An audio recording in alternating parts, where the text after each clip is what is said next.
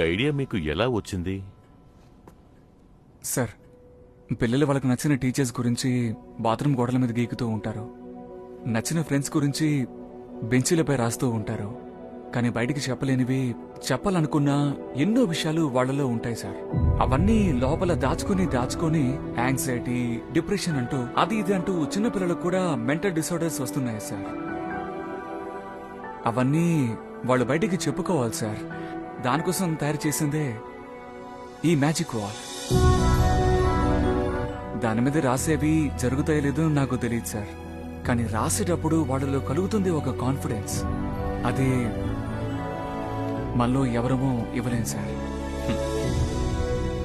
మేము గుడికి వెళ్తున్నట్టు పిల్లల్ని మీరు అక్కడికి రప్పించేశారు. శభాష్. సార్, ఈ విషయాలన్నీ మీకెలా తెలుసు సార్?